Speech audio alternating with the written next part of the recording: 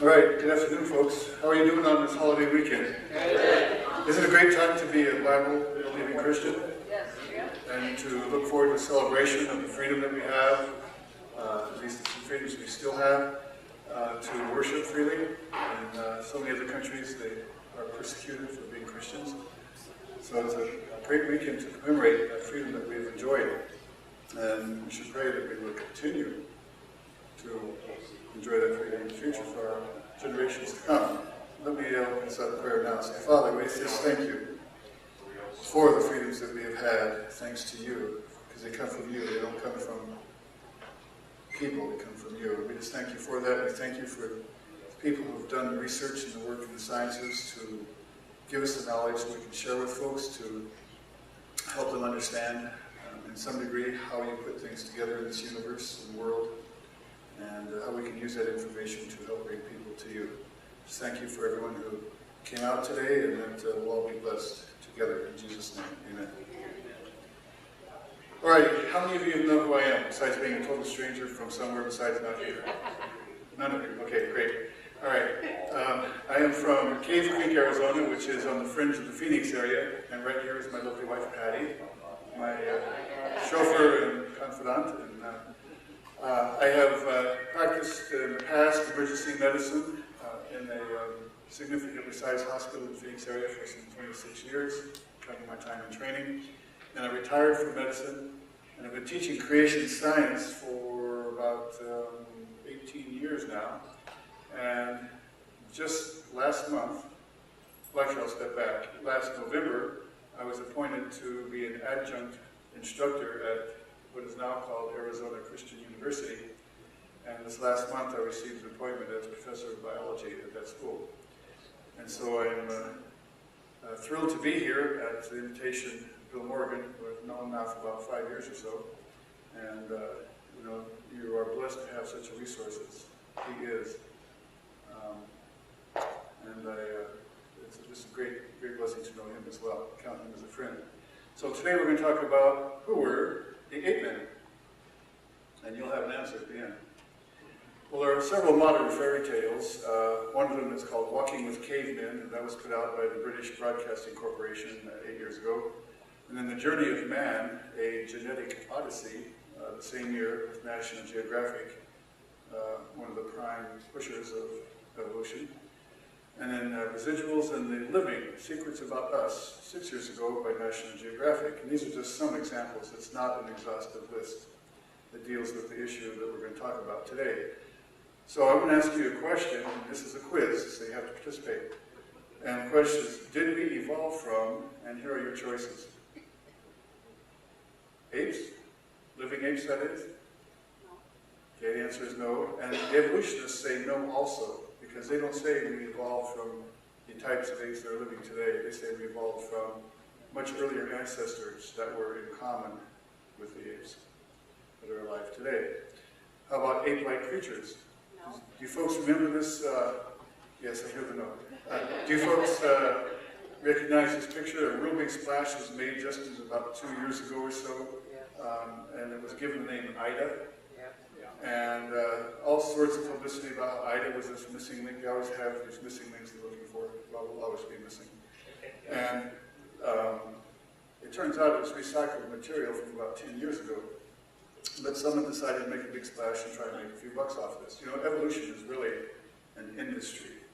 That's what it really is. It's an industry funded by our government, by foundations, and by folks who just happen to like dinosaurs, you know, whether they're evolutionists or not.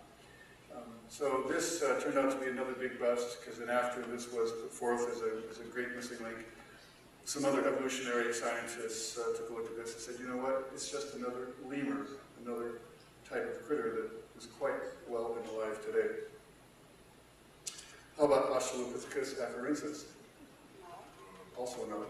Okay, and the Latin word simply means southern ape from the Afar region. The Afar region is a region in Ethiopia. It says Lucy, by the way. Lucy was not a she. Lucy turns out to be a he. Do you know how Lucy got named in the first place? Well, while they're doing the digs on Beatles song, Lucy in the Sky with Diamonds. Right? Okay. How about Pithecanthropus alaelus? No. Also no. And that in Latin simply means ape man without speech. This drawing that you see here was totally a figment of the imagination of the German promoter of Darwin in the 1860s onward, who commissioned a great artist at the time, Gabriel Max, to make this drawing. He had no fossil evidence to go by. This is totally from imagination, but yet he trumpeted this in his day as evidence of the transition from ape to man, because he knew that that was needed for evolution to be believable, and since he didn't have his evidence, he just simply manufactured it. So much for science. All right? And next one is banana. Now, why do I put a banana there? Is it because monkeys like bananas? No.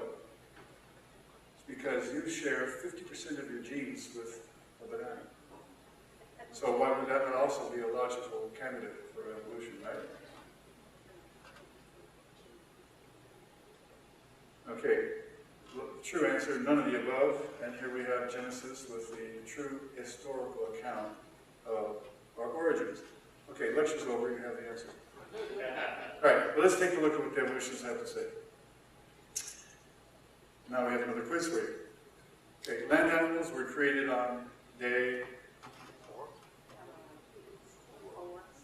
6. All right, 6. Land animals on day 6. All right. Man was created on day 6. You sound more sure of that one. All right. Who was given dominion over every other living thing on earth in verses Genesis 1, 26 and 28? Adam. Okay. How did God form man in Genesis 2:7? Dust of the earth. Doesn't sound like from some other kind of critter already existing, does it? Okay, the dust of the ground and breathed into his nostrils the breath of life. Who named the animals? Adam. Everyone knows that one. Genesis 2:20. For Adam there was not found. Sue will help me. Okay. How did God form Eve? Genesis 2:21-22. Okay. From Adam's side. Very good. Why is that significant? Because it's closest to his heart. That, and also not from the head to be above him, and not from the feet to be below him. Right? Jesus confirmed this uniqueness of men and women and declared that marriage is between a man and a woman in verse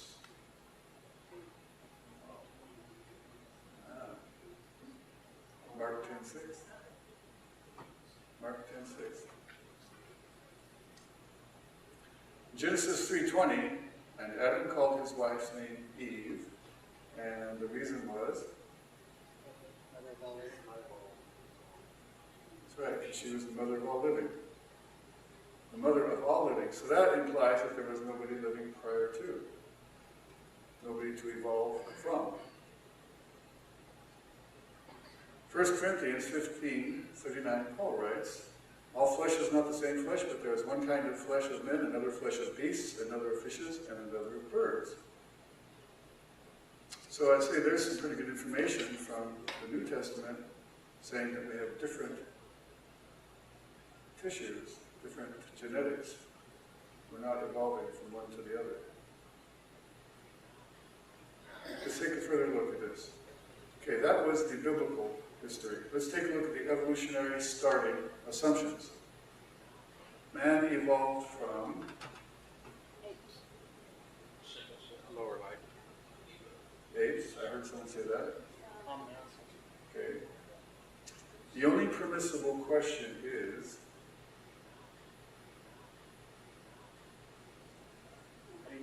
which ape-like creature did we evolve from? Not whether or not. That's not a permissible question. The only permissible question is, from which one? Evolutionists do not believe that man evolved from any modern living ape. Very good. All right?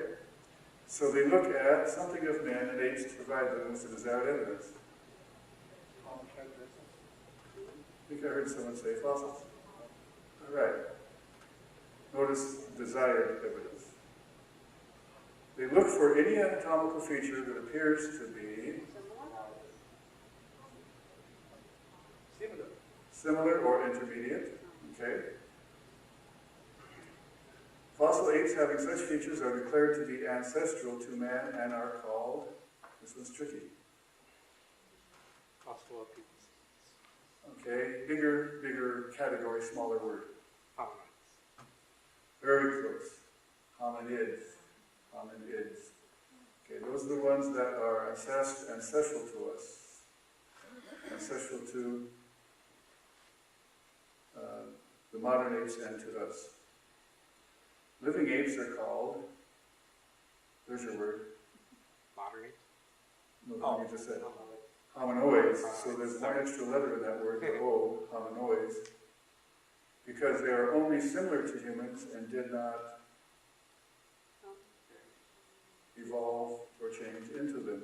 So hominoids, the word, the ending oid means like, for hominoid, man-like. Just like we have android referring to robots, man-like also. So that's what that means. So that's how you can remember the difference between the id and the oid. Nonetheless, evolutionists are willing to accept mere, got your stump, similarities between the fossilized bones of, not modern, but there you go, you're close, extinct, apes, and the bones of all of us living men as proof of our ancestry. Okay? Now, a little word quiz here. Paleo means? Okay, you're getting ahead of me here. Paleo itself just means? You're getting that. Older, ancient. So paleo means older, ancient. Anthro means man. Ologist means one who studies. So the paleoanthropologist means, therefore, one who studies ancient man. All right. So what do they actually study? This is the question. What do these folks actually study? Let's take a look. Okay, casts of original specimens. All right. Why would it be just casts? These bones are somewhere else. So they're found by the discoverer who does what with them? The bones are not complete.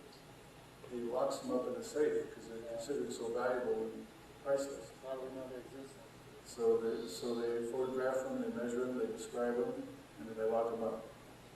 So everybody else has just access to the casts or the measurements or photographs or descriptions. Not the actual fossils, except for the rare privileged person who's allowed in to the inner sanctum. And the question is why? Because there are so few of them, precisely. And just to give you an idea of how few there are, 95% of fossils are marine invertebrates. That means spineless critters that live in the ocean rather than in Washington, D.C.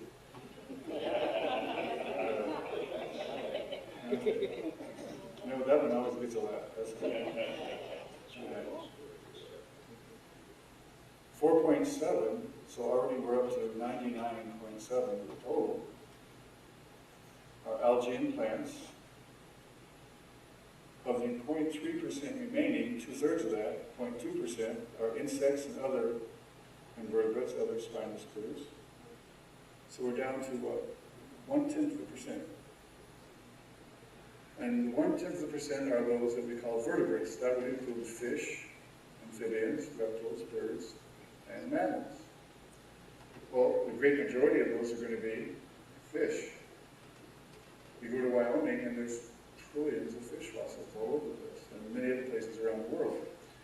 So you subtract out the non-mammalian ones, and you get a tiny fraction that are mammals. Of that, a very tiny, tiny fraction are primates. So the amount that are primates is infinitesimally small. Very large box, the size of a coffin or two, would hold them all. Okay. So there are extremely few of these things. And the question would be, why? The answer is, so the Lord said, I will wipe mankind who I created from the face of the earth. Was that not the purpose of the flood? The Genesis flood, the flood of Noah. And he succeeded in doing what he said he would do. He wiped man off the face of the earth. And did it in such a manner that the remains of those bodies didn't survive.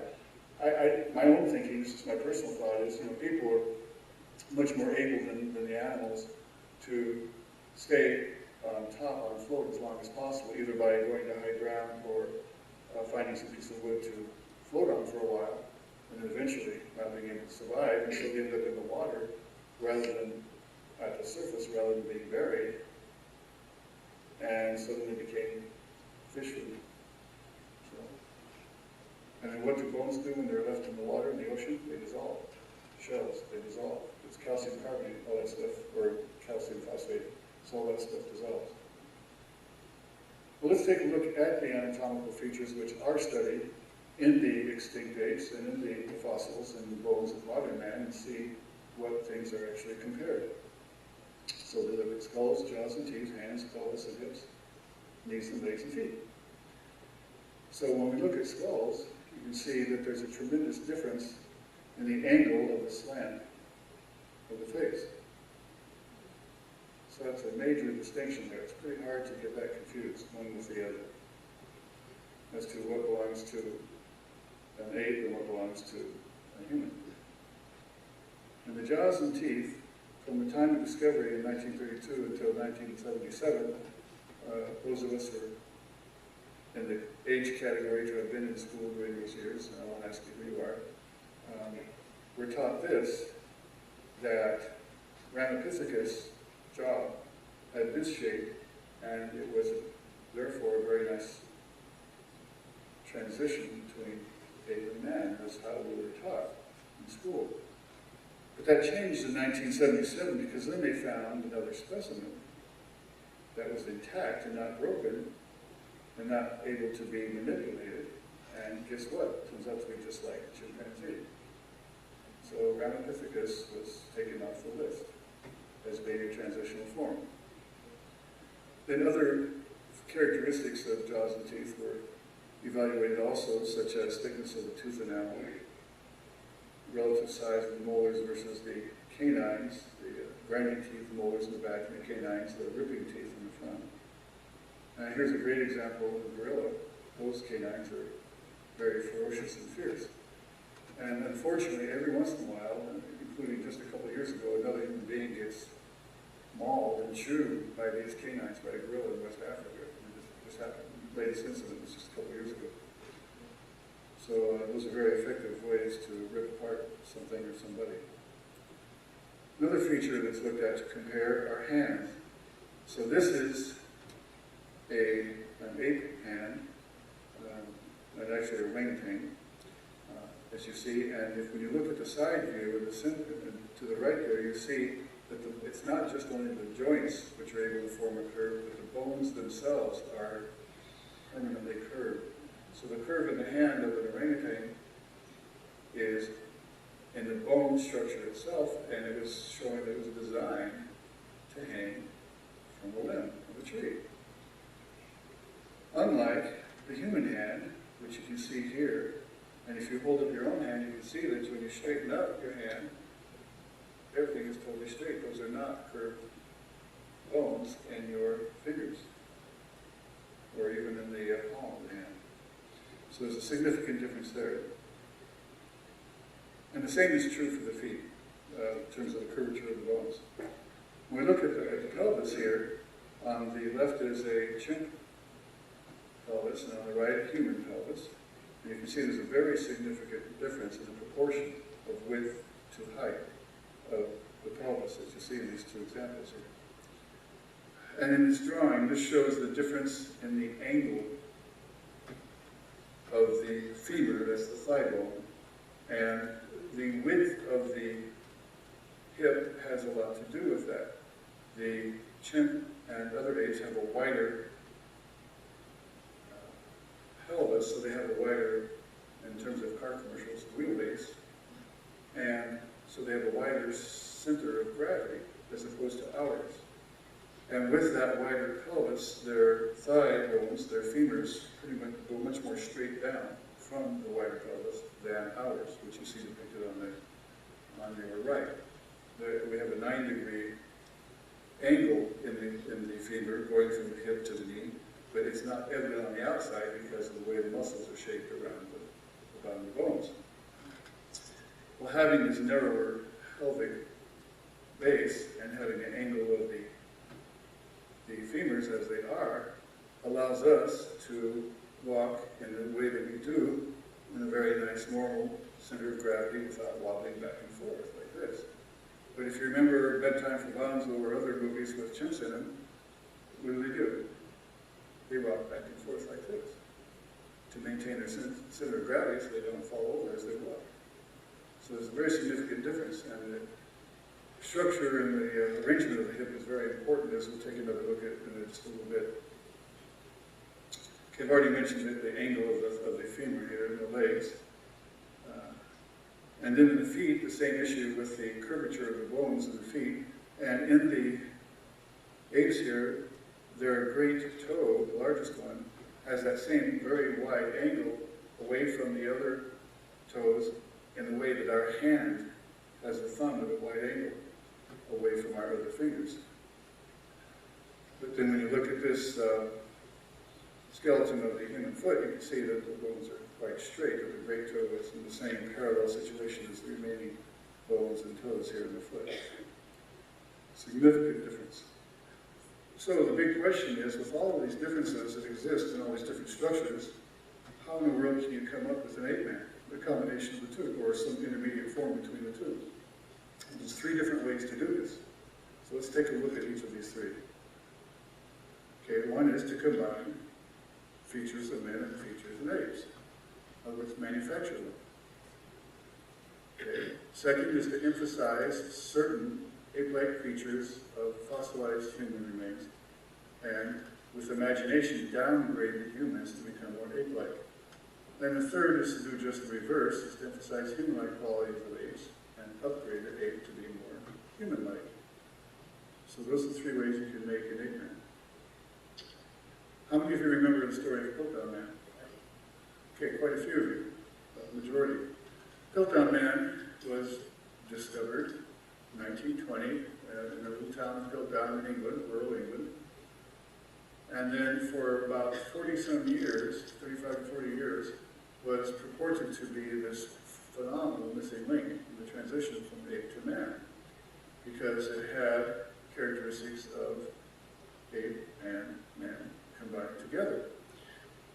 And then finally, after much damage had been done with this supposed existence of this thing, such as in the Scopes trial in 1925, 5 years after this discovery, in which the teacher, John Scopes, actually was recruited by the ACLU to challenge the law in Tennessee so that the law against teaching ape to human evolution, that's what the law encompassed. It didn't say about all of evolution, it just was referring to ape to man evolution, which was illegal to this law called the Butler Act. So the ACLU, which had just been formed 5 years prior,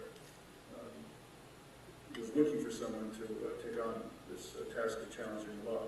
And John Scopes stepped forward, and the story is that he had taught human evolution in school, and so it went to court, the idea of local people is to make a big fuss about everything, get all the press and all the people there, and make a lot of money for the town.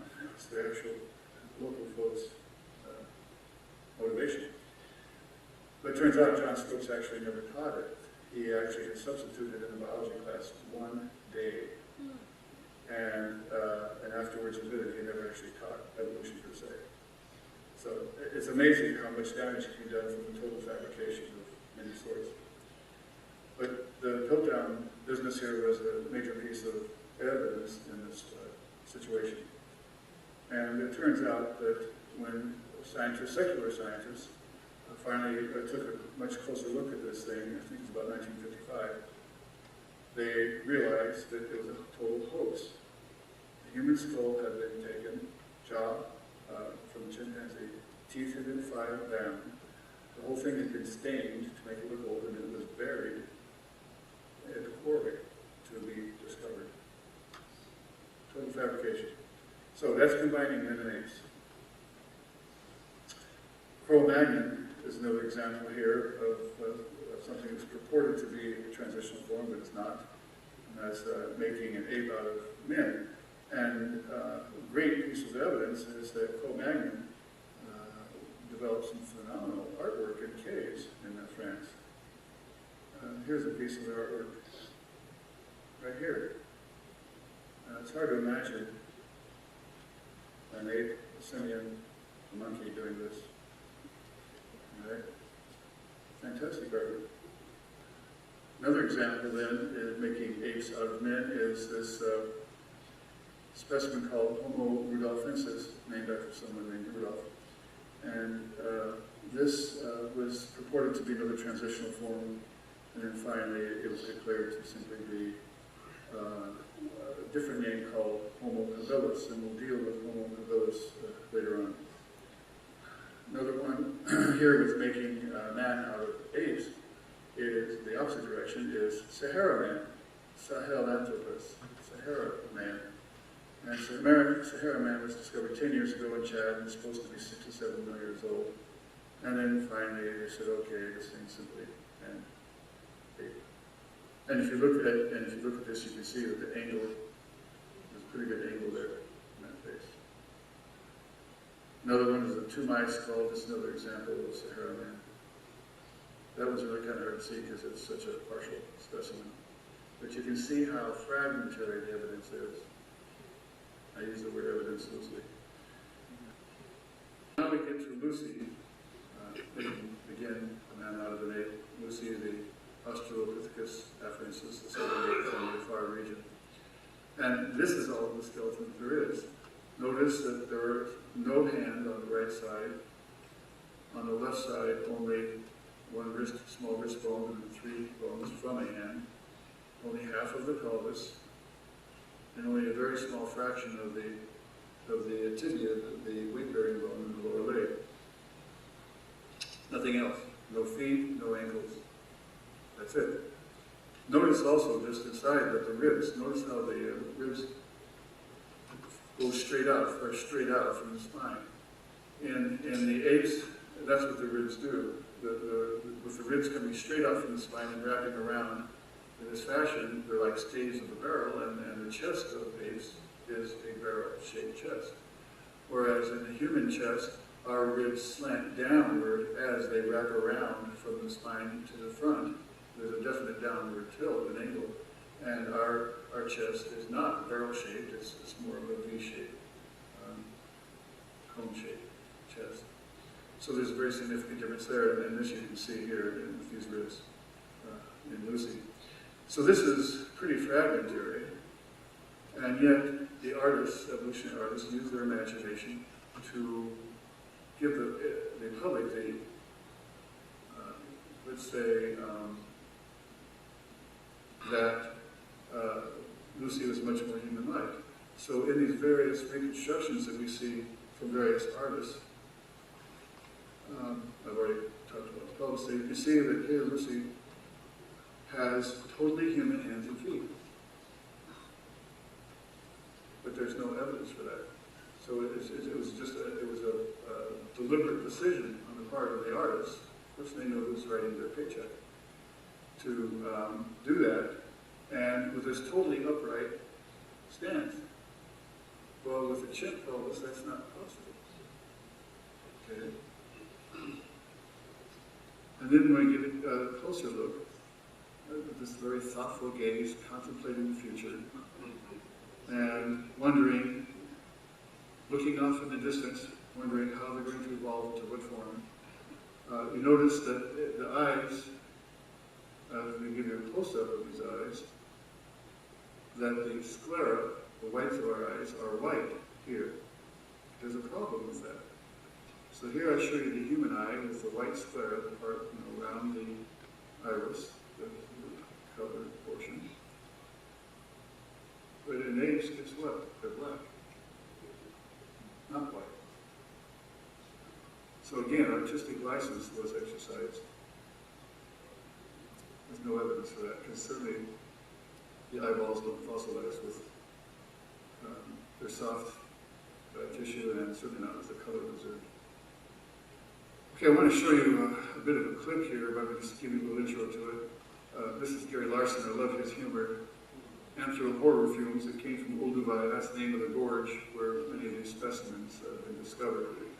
And I'm going to give you 3 slides here with the introductory narration to the clip I'm going to show you. And the narrator says, superficially, her hip resembled a chimpanzee's, which meant that Lucy couldn't possibly have walked like a modern human. And that's a very, totally, 100% true statement.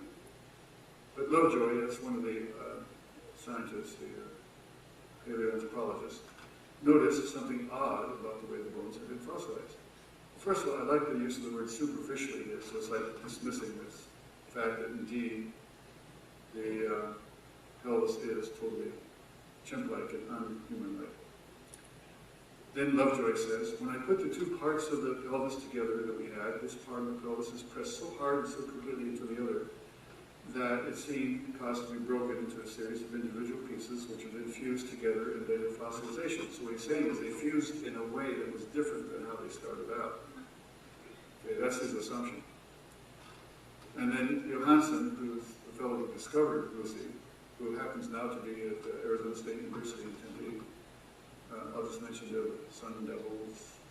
Okay. I am a University of Arizona Wildcat. We have a little rivalry there.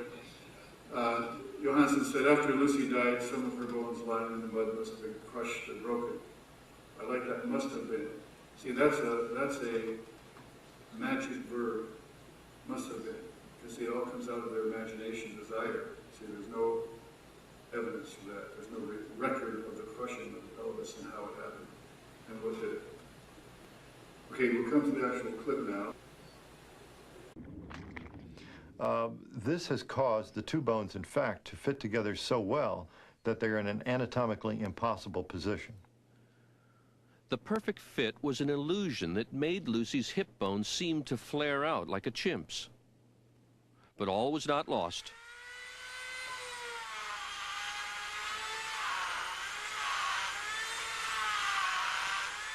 Lovejoy decided he could restore the pelvis to its natural shape. He didn't want to tamper with the original, so he made a copy in plaster. He cut the damaged pieces out and put them back together the way they were before Lucy died. It was a tricky job, but after taking the kink out of the pelvis, it all fit together perfectly, like a 3-dimensional jigsaw puzzle. As a result, the angle of the hip looks nothing like a chimp's, but a lot like ours. Pretty impressive, isn't it? Okay, there's several things I noticed. First of all, as an emergency physician, if I were doing that job, I'd wear a mask so I didn't get all that plaster in my lungs. Number 2, notice the assumption that they said in an anatomically impossible position. Yes, impossible for it to walk like a human being. They're correct. But since it wasn't the evidence they wanted, what did they do? They literally manufactured. Mano refers to hand, il mano, right? So they manufactured the evidence they wanted from the copy of the fossil. and they had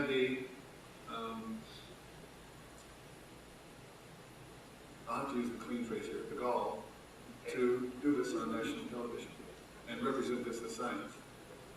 Okay. So people are fed this stuff, and then they think that they're getting the real scoop here, and what they're getting is, if they would think about this, what they're getting is a fairy tale being produced in front of their eyes. Amazing, yes? So if people were thinking for themselves, this would never pass muster. So what we have here is the real chimp pelvis and human pelvis. I'm going to put human on the right. And so here's the starting point with Lucy. And that's what the end point was with Lucy when Lovejoy did his work on it. Not bad. Right, that's pretty good work. Except it's a forgery. Okay. Yes, I know that, Cindy. Everybody knows that. But look. 4 wrongs squared minus 2 wrongs to the 4th power divided by this formula. You do make it right. Alright. So that's the kind of thinking we're dealing with here. Okay, so let's take a look at a list here of these supposed ape men. Okay, Homo sapiens neanderthalis is ape or human? Neanderthal man. So, human or ape? Human. Right you are. Pithecanthropus alalis, that's the speechless ape man I told you about. That was?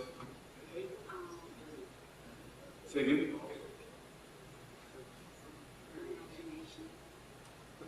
How about focus? Okay. How about this one? Homo erectus. Okay, that actually turned out to be totally human. Upright man. Erectus, upright. Ramapithecus. We mentioned it earlier. Turned out to be ape. Okay, very good. Eoanthropus, Piltdown man. Okay, very good. Okay, Hesperopithecus, Nebraska man. I haven't talked about this one yet. Anybody remember Nebraska man? Yes. It was a man made from a tooth of a pig that was found in western Nebraska. It turned out to be a hickory. Absolutely correct. An extinct pig, 1 tooth was found, and the artist manufactured his entire family, and is put in the books as Nebraska man. A friend of mine makes a joke on Nebraska about this, saying that this kind of thing was the end on the football helmets. Okay, pig. Pithecanthropus Pithecanthropus javaman. Turns out to be actually a man. Alright, the name means ape man, but turned out to be a man. Australopithecus africanus. This means African southern ape. Turns out to be ape. Okay, Sinanthropus, meaning Chinese man, Peking man. Turns out to be actual man. Australopithecus afarensis, we just talked about, Lucy. Ape. So, how many transitional forms do we have? 0. Okay, 0. All right, now I'm going to show a few other examples, talk about a few other examples here. Alrighty. We're going to take a look at Homo habilis. And this one, the problem was it just turned out to be a catch-all. There was so much disagreement among the secular paleoanthropologists about what Homo habilis really was, that they finally decided it was just a useless garbage can of everything thrown into it. They didn't know, so they said this really is not valid. So it eliminates that one. Then the next one here is Homo rudolfensis. We already talked about it. Total disagreement about it. And so they ended up saying, forget that. Then Lucy turns out to be ape. Australopithecus africanus turns out to be ape, very good. And Australopithecus garhi turns out to be the same thing, ape, as well as Amenensis, ape. Okay, then we turn to Ardi, Ardipithecus. Remember the splash made about Ardi recently, not a few years ago? This was said to be this tremendous find. Again, it was a situation of recycling material from 10 years prior, and a big splash was made about some 13 or so articles, 11 papers actually, recently, and how this was just marvelous, marvelous evidence for the transition. Well, here are the bones that they collected. Like Paul Harvey says, the rest of the story. Okay, let's take a look at what happened. It made the big splash. They said this toe bone proves the creature walked on 2 legs rather than 4. And I love the time cover here, how apes became human. Another magic word there. Okay, these are the bones actually dug up, actually found. And notice that you look at the very top there, in this area that's boxed in, you can see that those side view of those toe bones, they're quite curved. Just like the finger bones. Those are not human-shaped bones. Those are not built, not designed for walking at any speed. For hobbling around between trees, but that's it. Well, there you see the outline of Africa and then Ethiopia. And then Ethiopia magnified, you see that little red rectangle there that is blown up. And this is the region where these bones were found. And we blow up that little square inside that region. And you see here the various sites where these bones collectively came from. You see 5 different triangles there, and they're scattered over an area of 1.5 miles apart from each other, from one end to the other. And if you look closely, you'll see that they're in different watersheds, different drainages. So that's pretty impressive to me, in a very negative way, that how in the world you can say that these bones came from one single specimen when they're found scattered over 1.5 mile wide area from different drainages. I think that's not great evidence at all. You can kind of pick and choose what you want from that kind of terrain. So a big splash was made about Ardi. This was a newspaper ad that was in our major paper in the Phoenix area, and that was trumpeting a special on TV on the Discovery Channel. And the USA Today also had this going. And then Larson's take on all this stuff is on hominid reconstructions. Java Man, Picking Man, Cro-Magnon Man, and Jazz Man. He has a way of capturing the essence. Alrighty, so let's get back to our diagram here. So we have done away with Ardipithecus there on the far left. Okay. And so now we turn to Paranthropus. Turns out to be ape. All 3 of them turn out to be ape.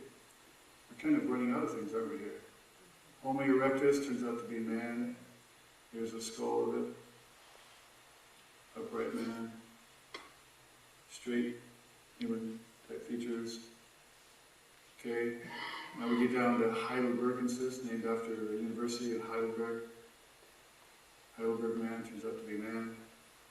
And then back to Neanderthal. Let's take a look at Neanderthal. Here is a widely used diagram by an evolutionary artist representing Neanderthal man. Stooped over, just, this terrible brutish-looking thing. Well, it turns out that Neanderthals in Central Europe were cavemen, true cavemen,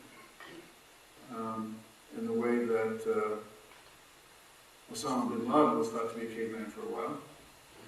And they were in very dark, cloudy, rainy, cold terrain in Central Europe during the Ice Age. This is a biblical perspective, after the flood. And so they had problems with arthritis and rickets, rickets being a disease caused by deficiency of vitamin D when there's a lack of sunshine, which here in Southern California and Arizona, we don't have that problem. But in cloudy areas like Central Europe, that was a big problem, especially at those times when it's suspected the cloud layer during the Ice Age was more significant, in the immediate post-flood period especially. So the combination of the rickets and the arthritis would cause these deformations of the bones to give this impression. But later on, other Neanderthal specimens were found in places like Israel, very sunny, and they had none of these features to give the impression of this kind of a body habitus. First one was found in 1856, 3 years prior to the publication of Darwin's book, Origin of the Species. And it was classified 100% as human. It was examined by Rudolf Virchow, who was considered the father of pathology and the premier pathologist of the time in Germany, which was the center of medicine in those days, along with England. So we talked about the rickets and the arthritis, first problem. Second problem is the skulls of Neanderthals are larger than modern skulls. Well, that's backwards in terms of the evolutionary scenario, that things are supposed to be getting bigger and better with time. Shows we're actually regressing in terms of skull size, and maybe in terms of intelligence too. Because we assume we're so smart these days, but I'm not so sure we're smarter. I think we're probably less smart than folks earlier on, because they haven't been carrying that burden of accumulation of sin and mutations and all other stuff over the centuries. Third problem would be how do you explain the artwork of Neanderthals? Musical instruments, bone flutes, found there, arrowheads, artwork, jewelry. I'd like to be able to draw that well. I certainly cannot, or that well. Pretty fantastic, I think. And then the genetic evidence is so amazing that they even have to admit that it appears that humans and Neanderthals made it. Yeah, because Neanderthals are humans. But they did, because the genetics being the same. But they always couch it in the, well, similar, or appear, all these fuzzy words to blur this, to make a distinction. So Neanderthal becomes simply man. So that's what we're left with. So no transitional forms. Take those away. At the top of the screen you see the millions of years, but these are supposed to be these various locations on the time scale. Wipe that out. Because when you look at the flood in the history in the scripture, and we're talking a little over 6,000 years since creation. 1 Corinthians, again, all flesh is not the same flesh, but there is one kind of flesh for men, another flesh for beasts, another fishes, another of birds. You know, it's amazing how you can read through scripture and not have something hit you in the face until maybe the second, third, fourth time, and then all of a sudden, where has this been all this time? Well, it's been there all the whole time.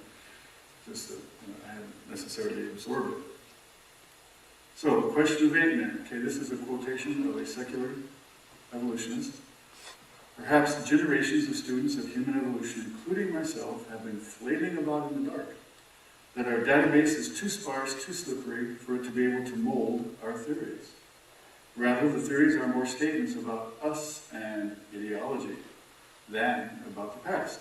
Paleoanthropology reveals more about how humans view themselves than it does about how humans came about.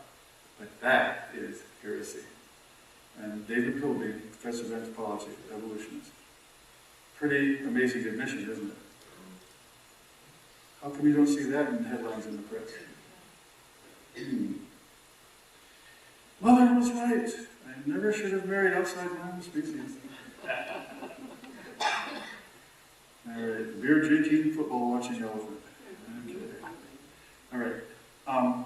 I don't have any resources here that I brought along to offer for sale, but I just want to mention some things in case you want to get them on your own.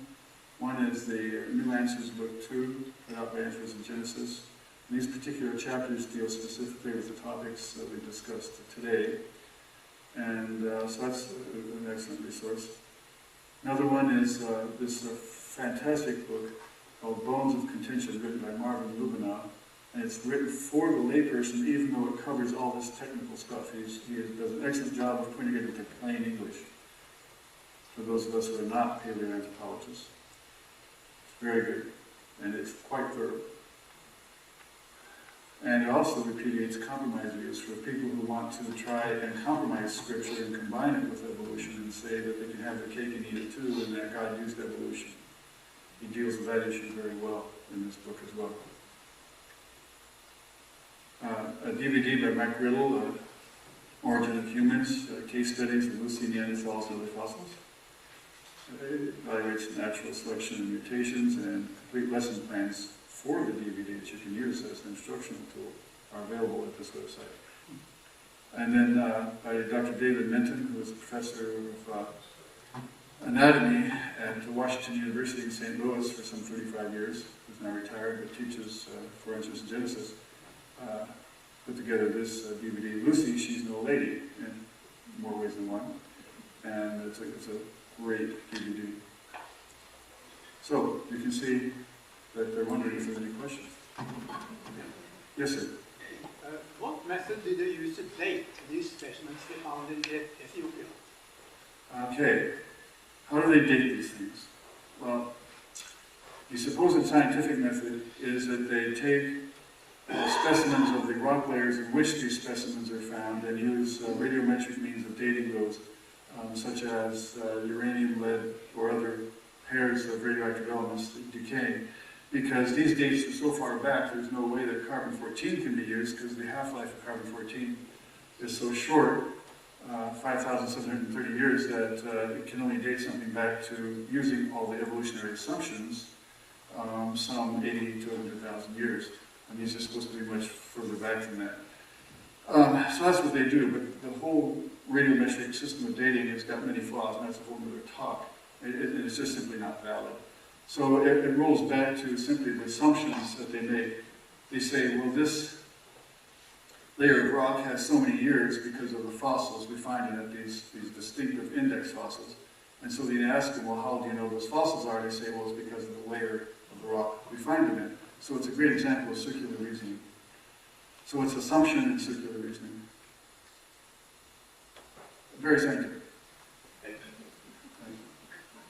Yes, sir? The people who want to combine evolution and creation, so at what, kind of rhetorical question, at what point did free will evolve? Free will in regard to? Well, we have free will to decide whether we want to believe or not. Did Well, Lucy or anybody who lived after her? Or, I mean, if you want to combine both of them, did things we evolved from have free will?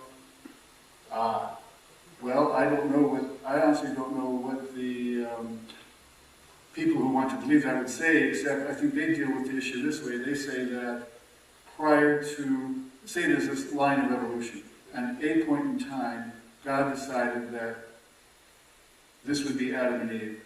And everything prior to Adam and Eve did not have a soul. And there's this thing called insoulation, in which he says, okay, now we are putting souls into this point of the evolutionary story, and everything before didn't have a soul, so it doesn't count, so they're not judged or condemned. Okay, so that, I think that would be their answer. All right.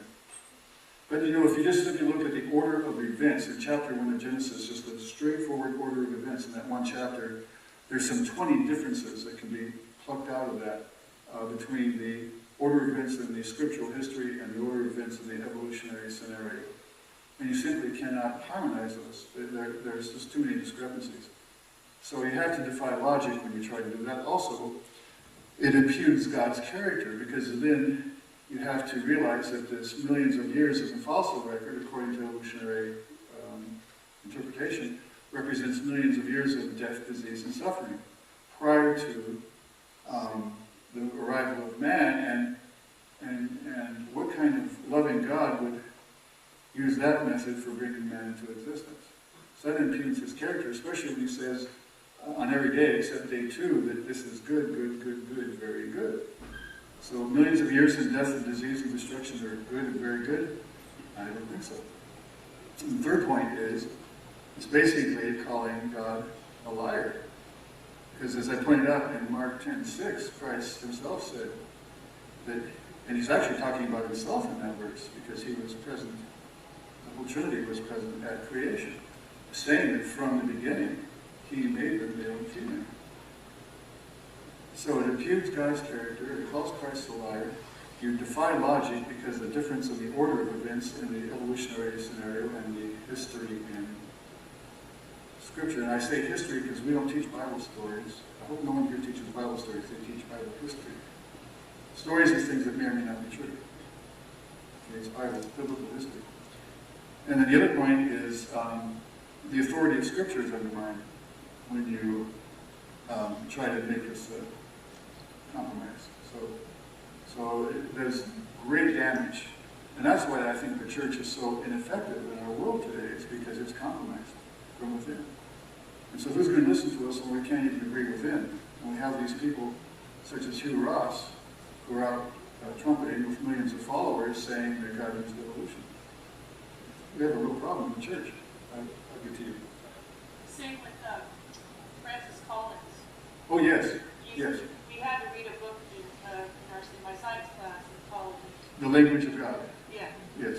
And boy, he just gave all kinds of reasons why we should believe that God, is involved in evolution. That's his. And then he said that we as Christians should not base our faith on scientific principles, because as science progresses, it's going to harm our faith and potentially, remove our relationship with the Lord. So it was hard to. I had to read it, but. For those of you who don't know, Francis Collins is the geneticist who headed up the Human Genome Project, studying, developing the sequence, learning the sequence of the base pairs in all of our genes, the whole set of chromosomes. And he states he's a born-again believer, but he does definitely promote compromise. And if you go to Answers in Genesis website and type in my name and type in either Francis Collins or Language of God, you can read the review I wrote of his book on the website there. And deal with those issues in that review. It's unfortunate because he's exceedingly well respected in the world and by much of the church, but he's got this wrong foundation to his thinking. So it does great harm to the church. Yes, sir.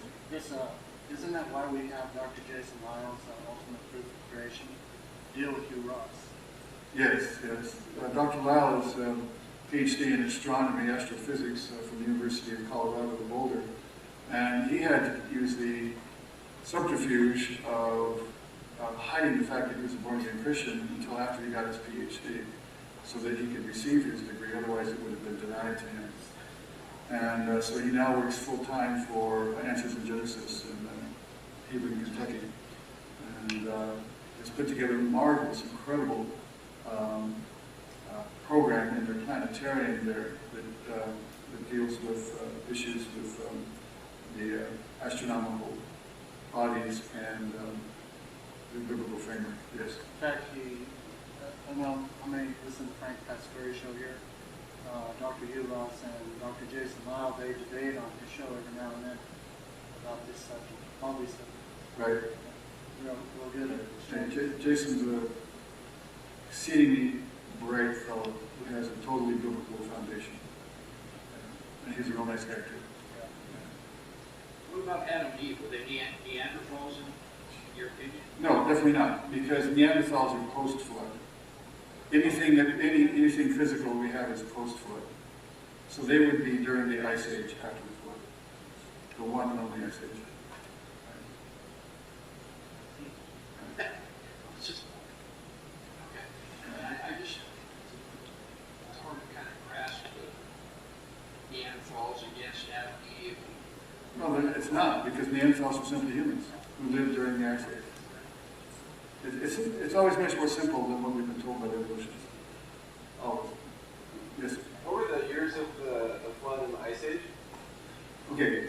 I am speaking from a book called Frozen in Time by Michael Ord. And he and other people, of course we can't say this is established fact, but their viewpoint from starting with Scripture is that the only mechanism that makes sense for the flood is that you have to have warm oceans and cold air in order to be able to make ice and snow. If you have cold oceans, you have no source of water vapor to make ice and snow from.